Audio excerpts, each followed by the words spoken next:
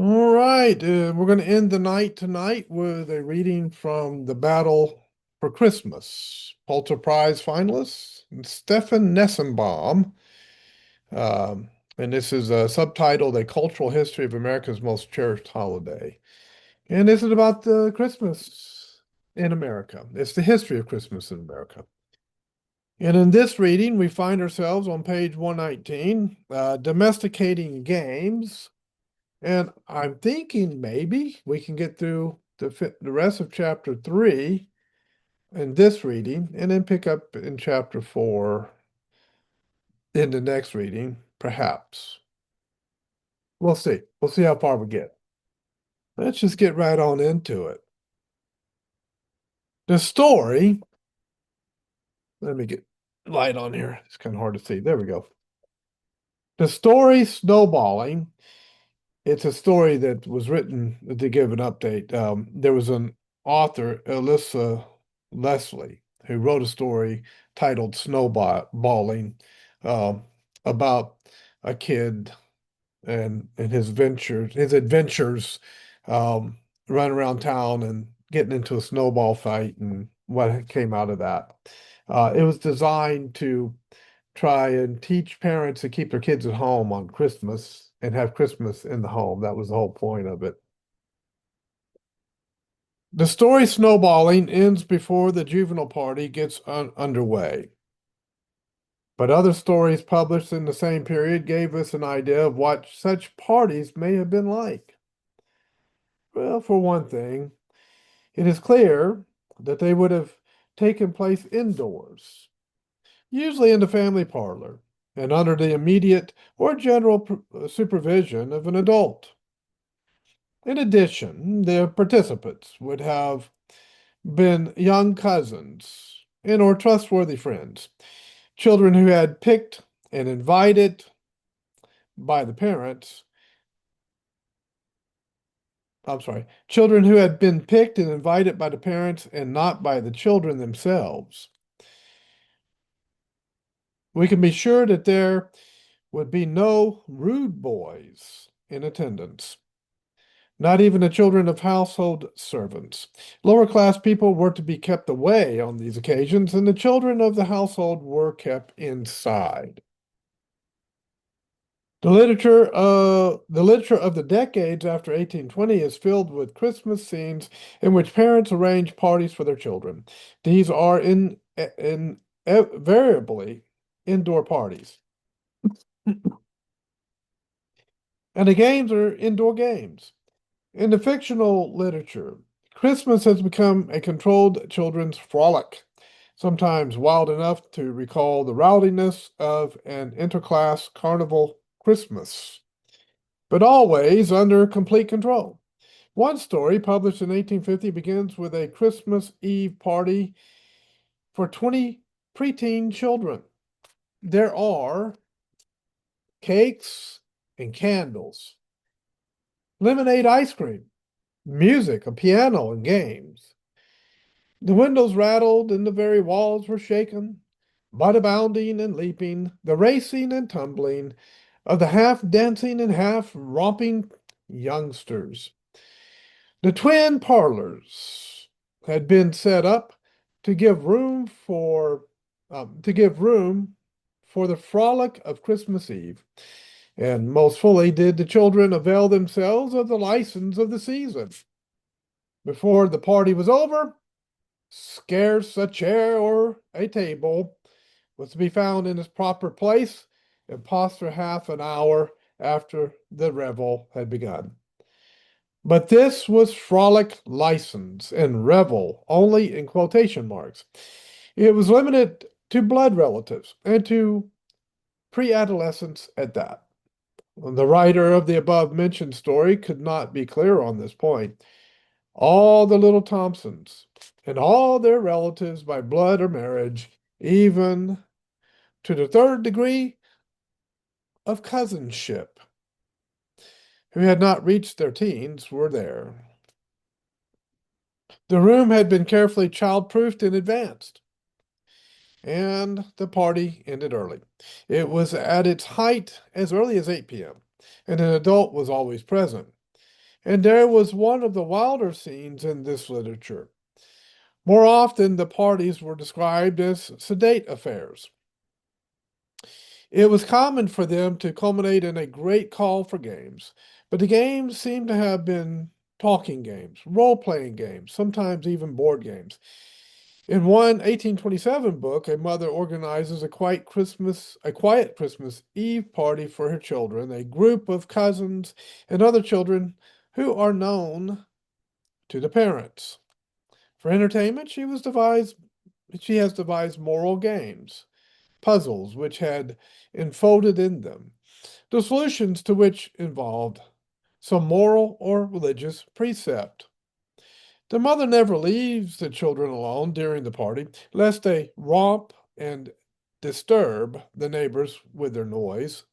Instead, she stays with them to moderate the buoyancy of their spirits. She even plays teacher with them. Here, too, the party ends early. 9 o'clock was the hour she fixed for the young people to separate, and they seldom infringed on these limits, for her word was a law to them. Perhaps so, but the lesson taught in this book was not necessarily taken to heart by the children who read it, a fact that comes across clearly in some lines handwritten on the flyleaf to one copy of that very book that is now owned by the American Antiquarian Society. These lines serve to remind us that books were not always used by readers in quite the way their authors intended. The lines read as follows: "Touch not this book, for if you do, the owner will be after you. Punch, punch you. Touch not this book, for fear of shame, for you will find the owner's name. Punch, touch not this book, for fear of life, for the owner has a big jackknife." Parents did not have to invent their own games for children to play on such occasions. By the 1830s, a spat of Christmas books were available that consisted mostly of suggestions for children's games and puzzles. These books were generally published during the Christmas season, and they were intended to be purchased as Christmas presents. Lydia Maria Child published such a book, The Girl's Own Book, in 1831. The preface makes the purpose of the book clear. It concludes, "To all my readers, little ones especially, a Merry Christmas and a Happy New Year."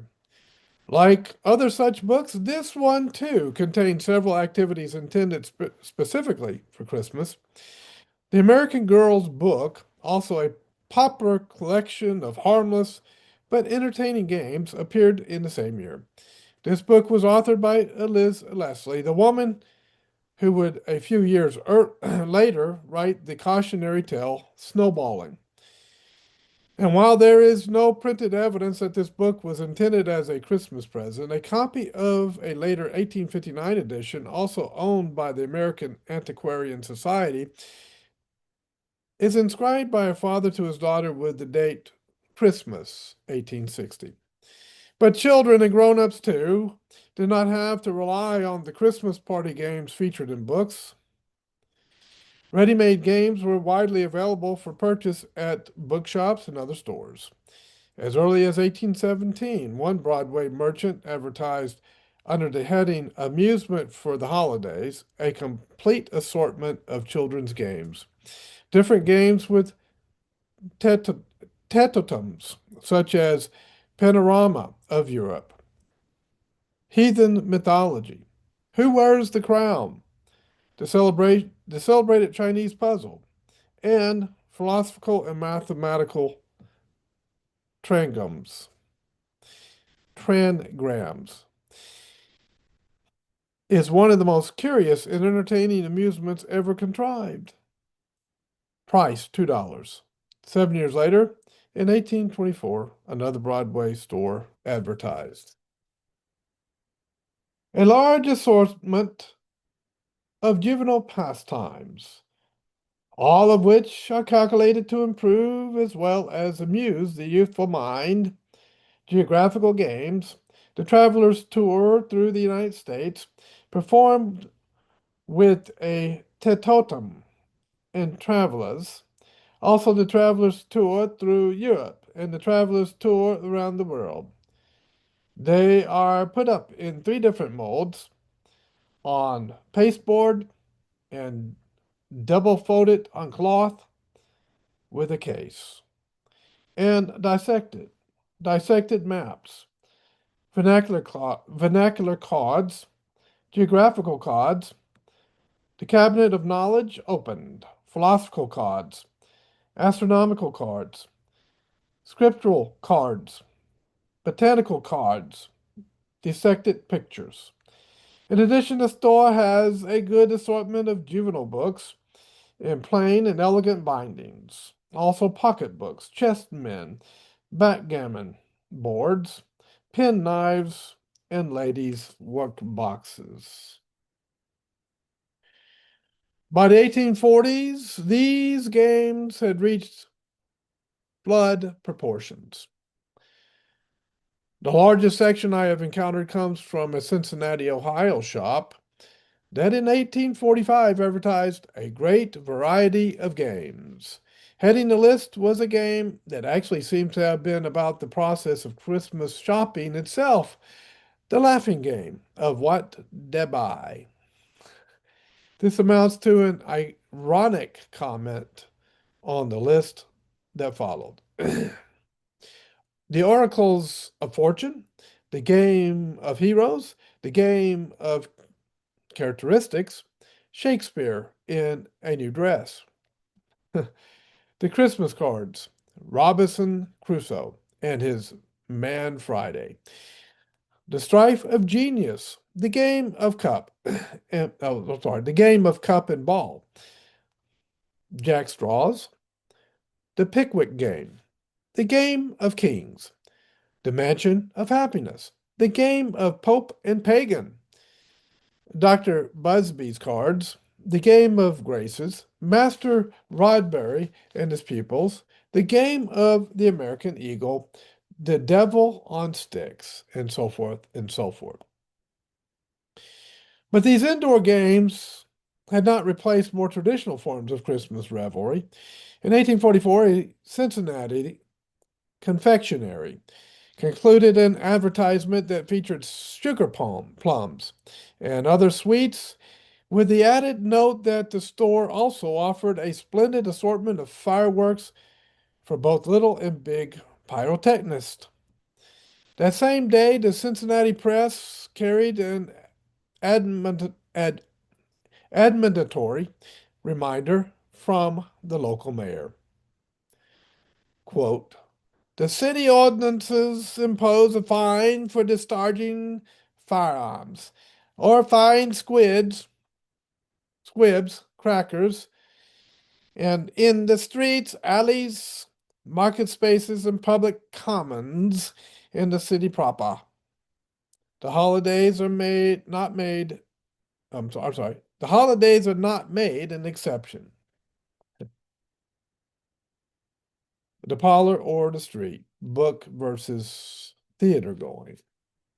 Page 122.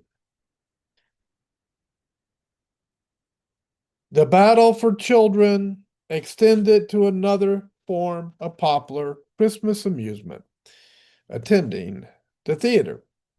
Before the 1820s, American theaters did not offer performances on Christmas Day, either in a gesture of respect for the holiday, or, more likely, because the actors refused to work on that day. But on the two adjacent days, they did offer performances, and these were specifically designed for the season. Thus, in 1821, a Cincinnati theater offered performances on both December 24 and 26 of a comic pantomime ballad called Christmas Fun, or The Village in an Uproar. When Boston's Haymarket Theater was first established back in 1796, it deliberately settled on December 26th for its opening night. A Boston newspaper remarked disdainfully in 1823 that the theatrical productions of the Christmas season were of a mixed nature and not of a high intellectual order. The reason was that those productions had to compete with the local circus, which was thronged every evening. In response, the theater managers have thought it expedient to introduce rope dancers and tumblers as adjuncts to the drama. But 1820s pressure was building to hold performances on December 25 itself.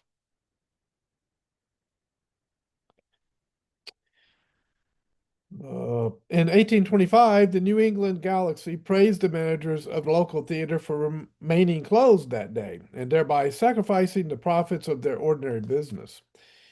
The article noted that if the house had been open on Christmas evening, its receipts would have approached the record $800 chalk up on the previous Thanksgiving Day. The circus had an audience of 1,600 on Christmas evening, and another 500 had been turned away. The Boston Theater soon succumbed to this pressure. Beginning in 1826, it held yearly Christmas night performances. Once again, Boston was typical. Christmas performances began during the mid 1820s in New York, Philadelphia, and Cincinnati as well. By the 1830s, they were being advertised as special Christmas productions, and by 1840, the Christmas special had become part of every theater's stock and trade. In the 1840s, for example, the Boston Museum offered Christmas pantomimes that were built around the characters of Harlequin, Columbine, Old Pantalon, and Clown, performed without conversation. And in 1843, excuse my voice, and in 1843, Christmas week at the Boston Museum opened with The Christmas Gift or The Golden Axe. The following year's Christmas pantomime was The Busy Bee or Harlequin in the Hive of Industry.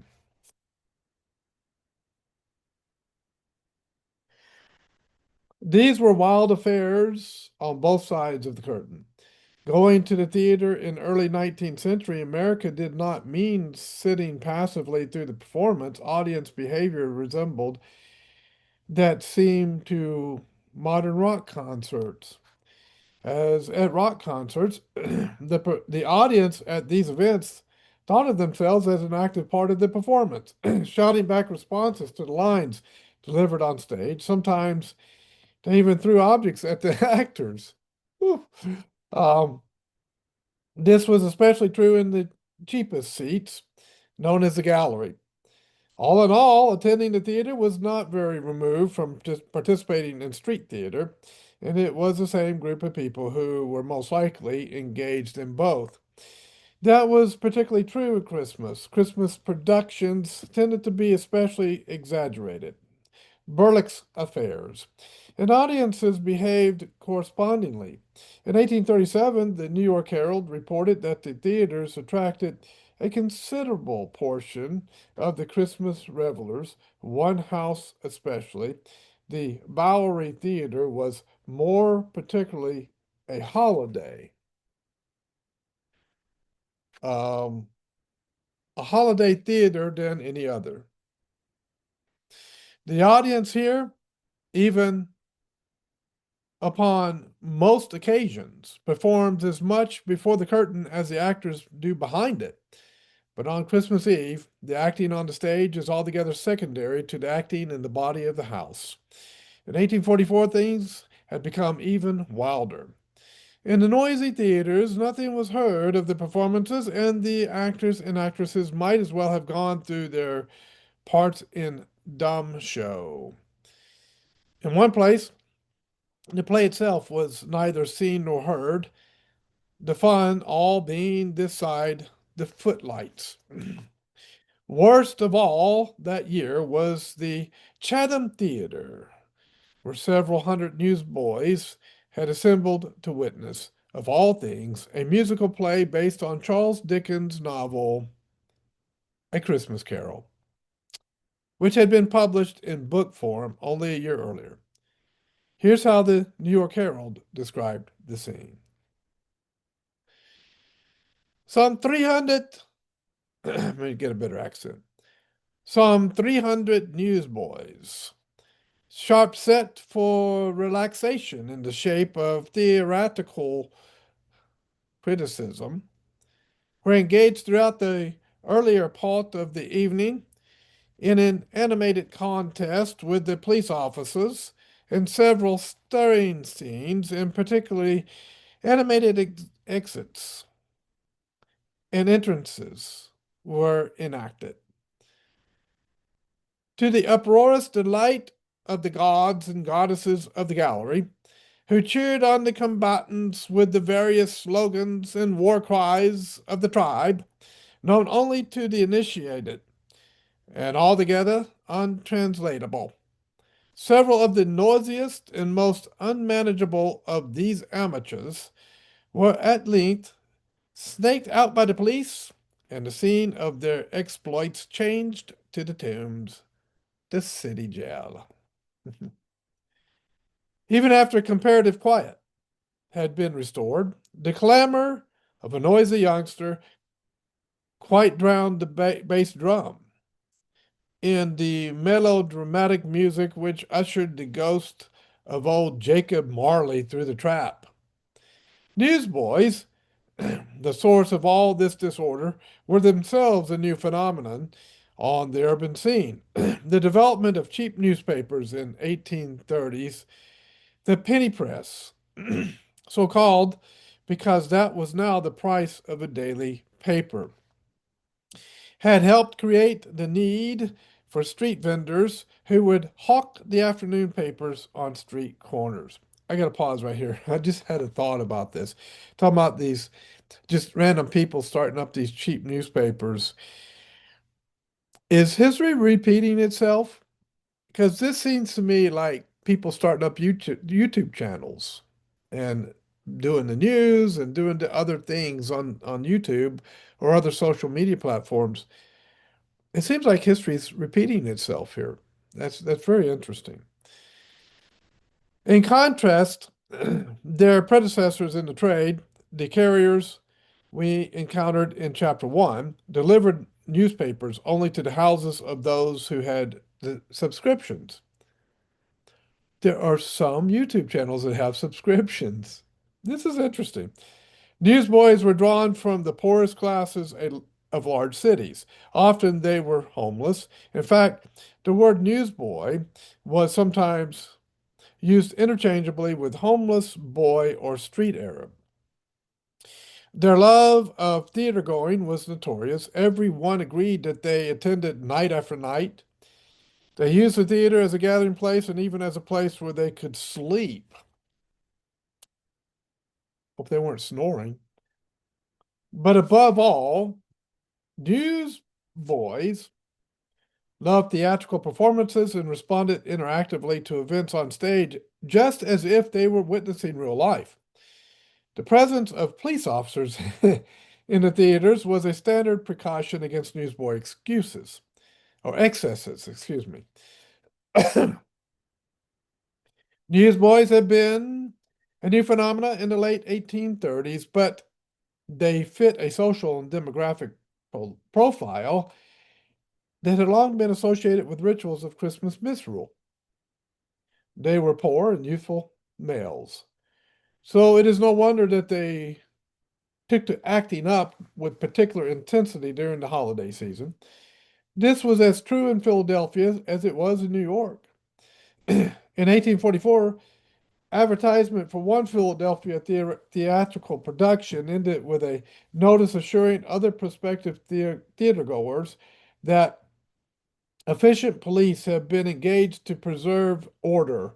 Boys will be prevented from congregating in front.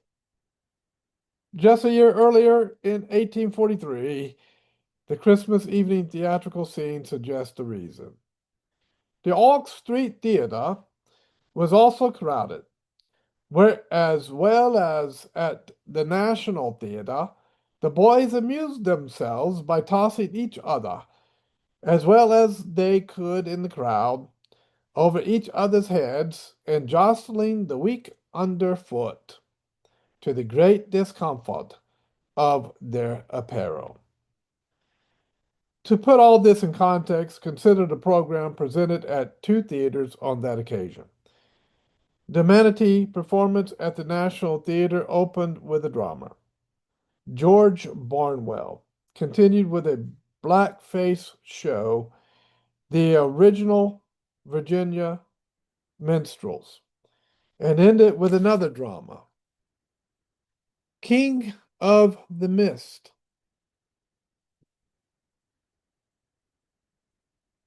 Let's see. I'm at 26. I'm almost to the end of the chapter.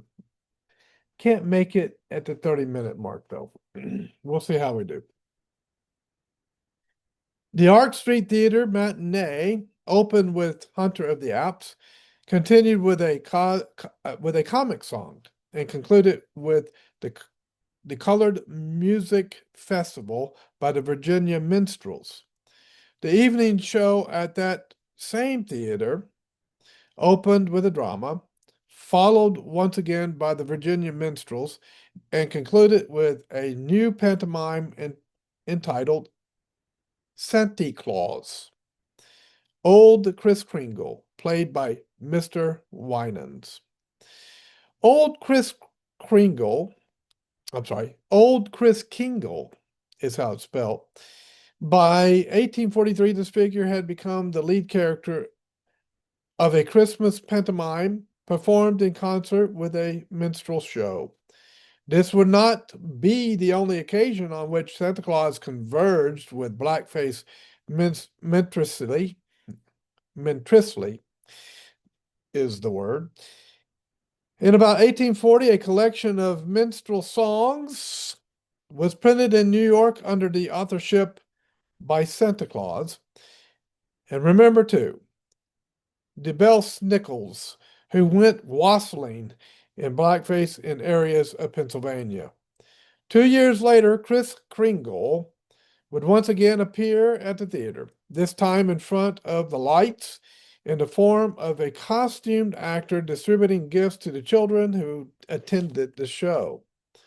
Kris Kringle will deliver presents and Kris Kringle will deliver presents of toys to all his juvenile visitors. Kris Kringle will positively appear in propria personae and present toys, sweetmeats, and fruits to the juvenile visitors. But this time, Kris Kringle was a ubiquitous presence in Philadelphia, and several places were announcing themselves as his headquarters. One of these places advertised that Kris Kringle has determined to make the Assembly Building his headquarters over the holidays. He would be appearing there with a ventriloquist for 6 performances on Christmas Day, every 2 hours from 10 a.m. to 8 p.m. But on that same day, a bookstore too advertised itself as Kris Kringle's headquarters for Christmas books. Come and choose, come one, come all. He has laid a great variety on the counter for you to choose from. Parents, bring your children. Children, don't forget to ask your parents. And remember that it is at John B. Perry's, number 198 Market Street. Bookstores and theaters represented two different cultural worlds. If theater going was part of the rowdy world of Christmas Carnival, reading books was part of the world of quiet domestic pleasures. By the mid-1840s, Kris Kringle had entered the world of books, and he was urging his youthful readers to do the same.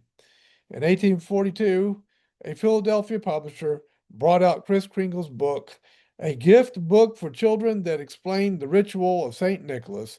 It even included Clement Clarke Moore's poem, A Visit from St. Nicholas. and urged its youthful readers to prepare for his visit. By acting obedient to their parents, studious, respectful to their teachers, gentle to their playfellows, and attentive to their religious duties.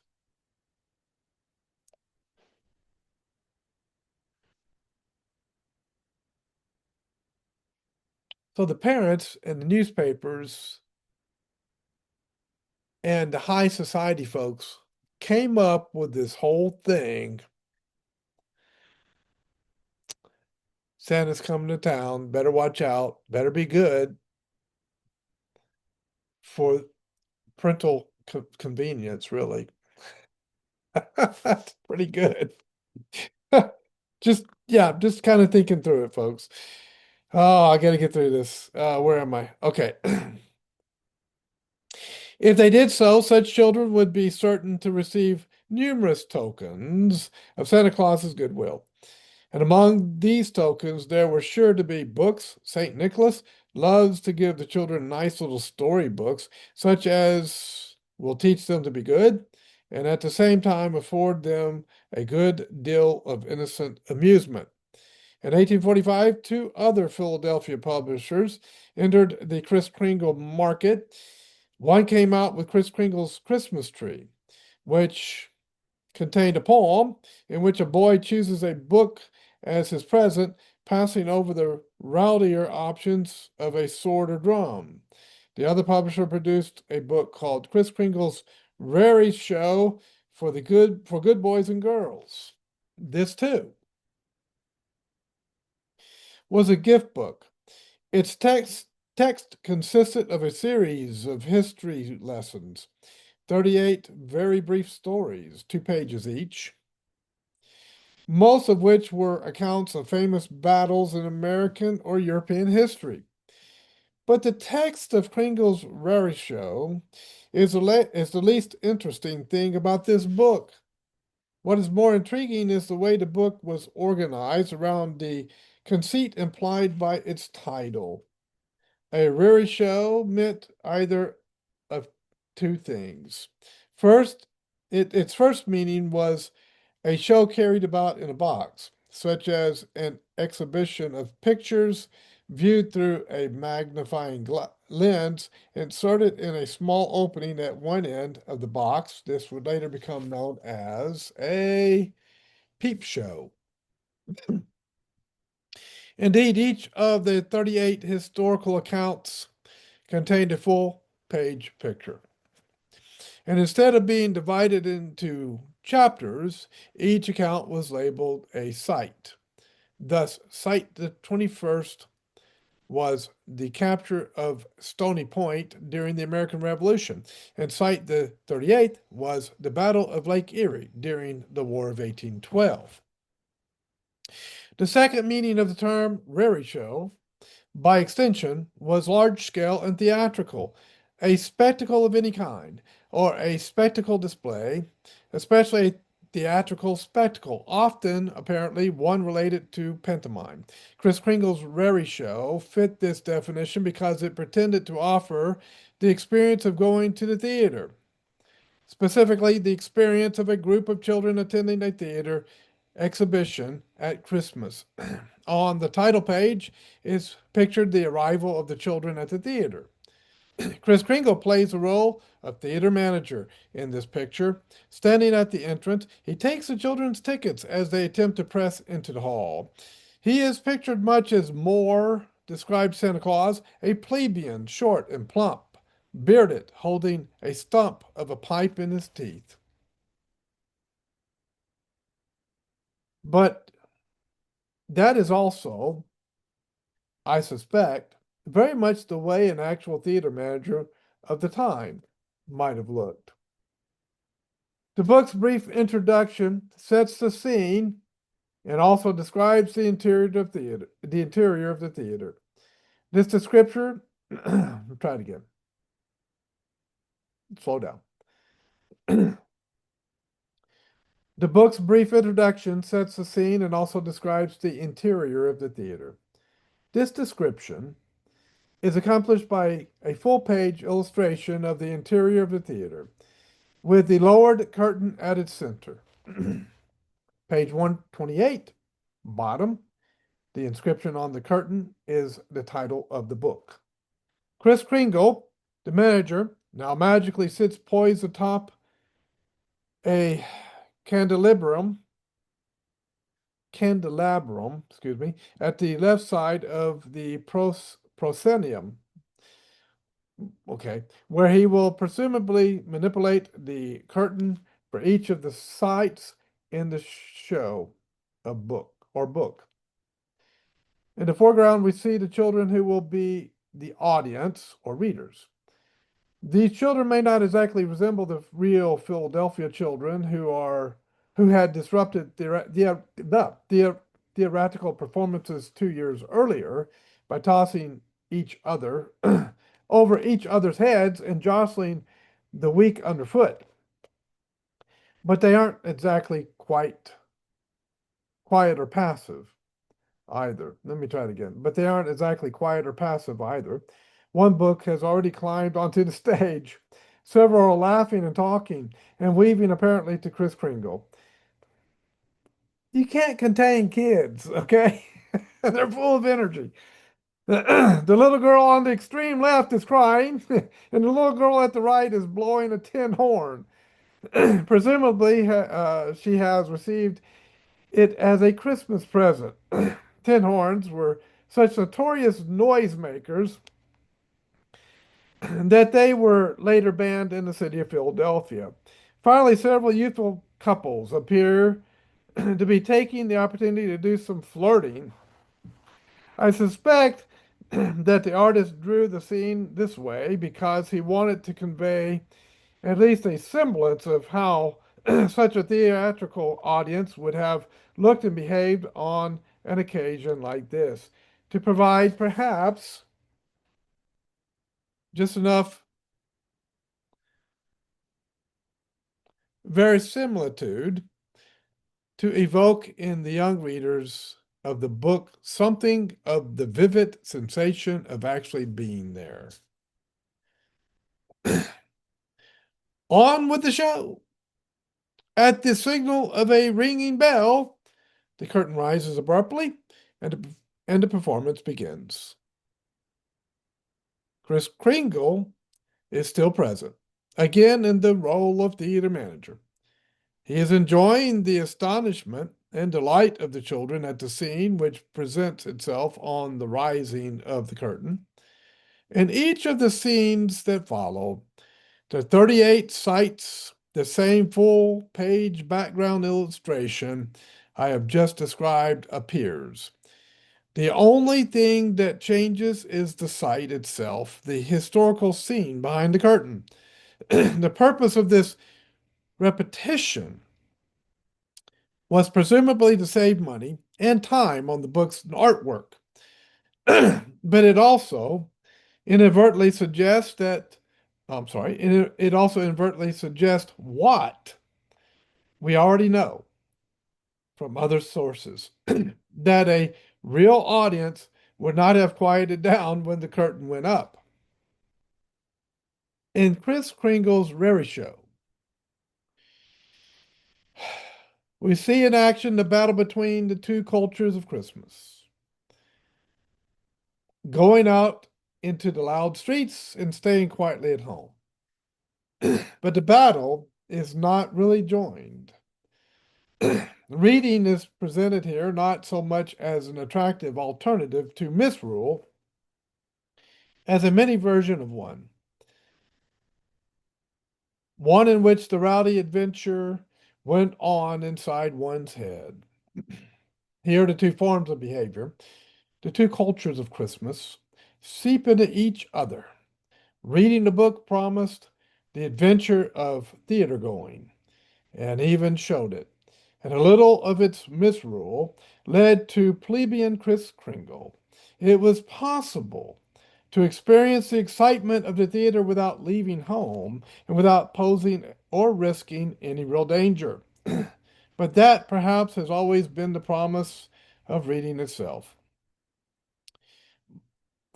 By the 1840s, the police in Philadelphia and other American cities were regularly on the lookout for gatherings of unruly boys and ready to throw them in jail.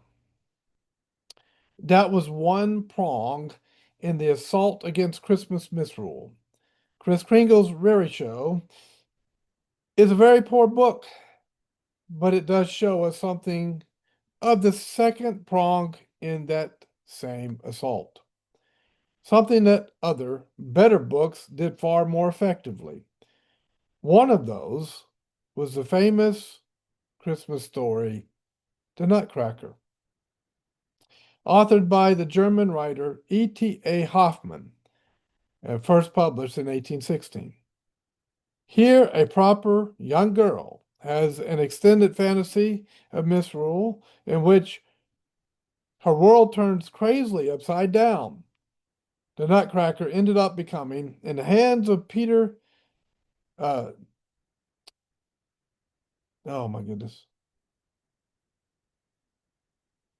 it's the famous music arranger, Tchaikovsky. I couldn't think of his name. Peter Tchaikovsky. You can't pronounce it the way it's spelled. If you pronounce the way it's spelled, it'll be completely wrong. The Nutcracker ended up becoming, in the hands of Peter Tchaikovsky, a brilliant and popular oh, my tongue is getting twisted. I'm getting tired. I've been reading for a while now. Let me back off for just a moment. I'm almost finished. The Nutcracker ended up becoming, in the hands of Peter Tchaikovsky, a brilliant and popular theatrical spectacle, while Kris Kringle's Rarey Show was quickly forgotten. But both the trite Philadelphia book and its far more ingenious German counterpart shared a single purpose: to offer youthful readers a seen yet exhilarating Christmas treat, a carnival of the mind. All right. So you get the outtakes in the middle of what I'm doing here. Uh, my mistakes. We're on page 132. In the next reading, we'll be in chapter 4, Affection's Gift Toward a History of Christmas Presents. Christmas won't be Christmas without any presents. Opening line of Little Woman, 1868. So, thanks for watching.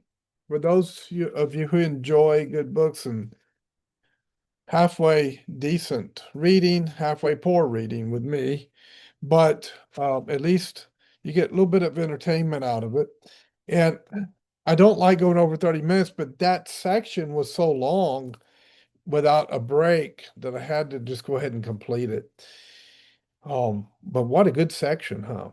Teaching us a lot about what was going on moving toward the end of the 1800s. I'm looking forward to getting into the 1900s and seeing that really big change that occurred. But a lot of it occurred in the 1800s, apparently. Well, thanks, folks. I'm going to call it tonight, and we'll see you in the next reading. I might take tomorrow off. It's the Lord's Day, and I might take some time off and rest and spend time in church. Thanks for watching. God bless. We'll see you next time here on the C Files.